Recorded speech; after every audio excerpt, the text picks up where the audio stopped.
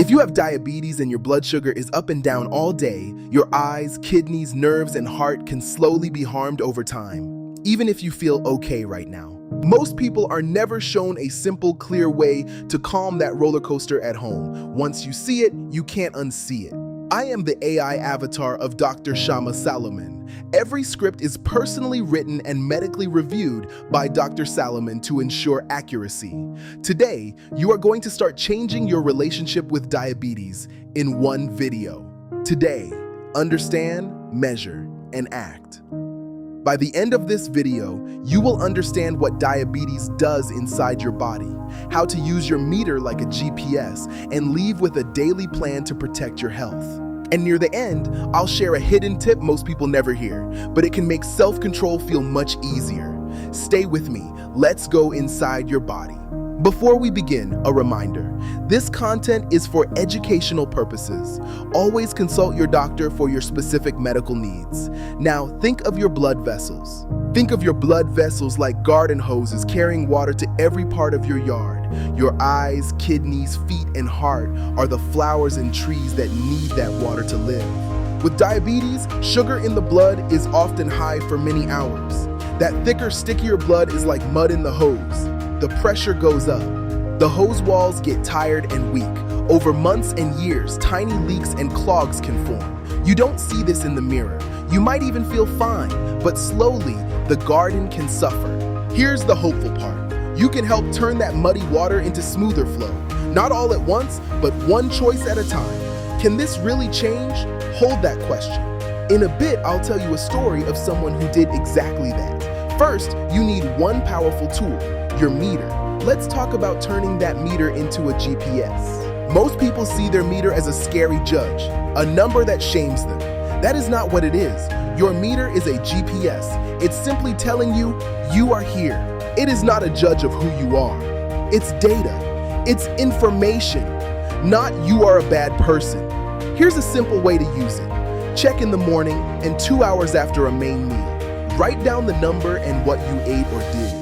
After a week, patterns start to show. You'll see things like, when I eat this much rice, my sugar jumps. Or, when I walk after dinner, it drops. Those patterns are your map. Maps help you know where to turn next. You're learning to read the numbers like a story right now. Meet Maria. She's 55, works long hours, and loves bread and sweet coffee. Her fasting sugar is usually around 170. 2 hours after dinner, it often hits 230. Her doctor says, check your numbers, but never breaks down what those numbers mean in daily life. Maria feels scared and tired. She thinks, I'm failing, so she avoids checking. Have you ever done that?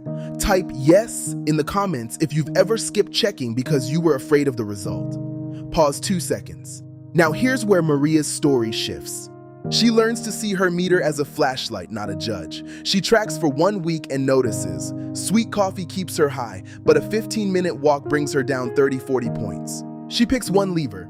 Walk after dinner most days. Over the next weeks, her morning numbers slowly drift down. We'll come back to Maria's A1C later. But first, let's make A1C simple. A1C is like a 3-month average of your blood sugar. Think of it as a report card for your red blood cells. If your sugar is high, more sugar sticks to those cells. The lab checks how much is stuck.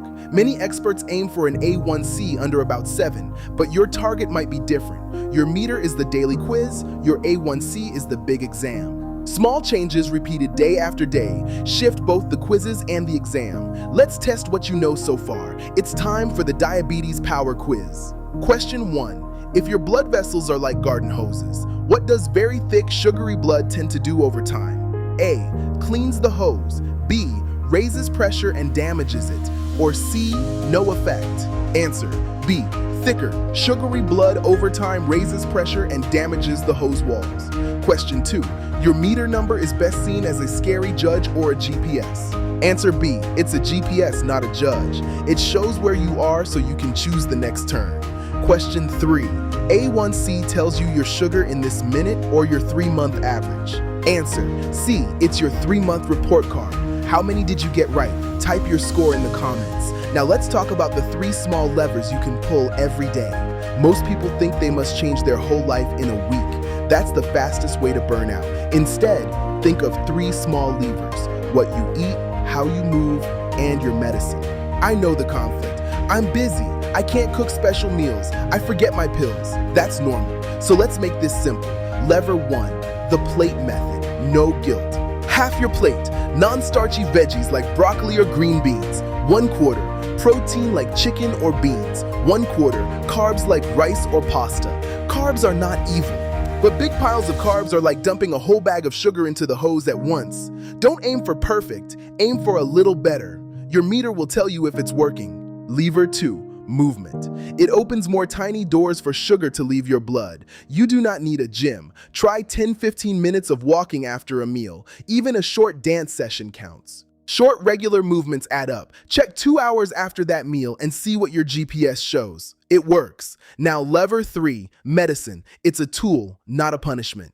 Medicines only work if they go from the bottle into you. Link pill time to something you never skip, like brushing teeth. Set phone alarms with kind messages. You deserve more than silent worry.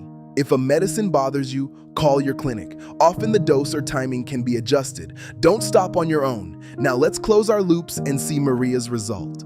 Remember Maria? After 3 months of smaller portions, walking after dinner, and using a pill box, her A1C came back lower. Not perfect, but clearly better. The pressure on her garden eased. This isn't magic. It's small, repeatable choices. You can do this too. Let's recap with 5 rapid-fire takeaways to lock this in. Ready? Let's go. 1. Diabetes means sticky blood that can hurt your garden hoses. 2. Meter numbers are a map, not a moral score. Check your GPS daily. 3. Half veggies, quarter protein, quarter carbs. 4. Walk 10-15 minutes after meals. 5. Use pill boxes and honest doctor talks. Small steps, big impact. Most people think the secret is more willpower. Here's the twist. It's not about willpower. It's about making the right choice, the easy choice. Change your environment.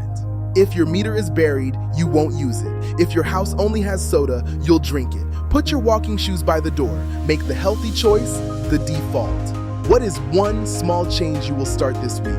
Type it in the comments. My one change is, your comment is a tiny promise to yourself and a light for others. If you want to go deeper, tap the next video on foods that quietly raise sugar. Keep building your plan, one step at a time. Thanks for watching. I'll see you there.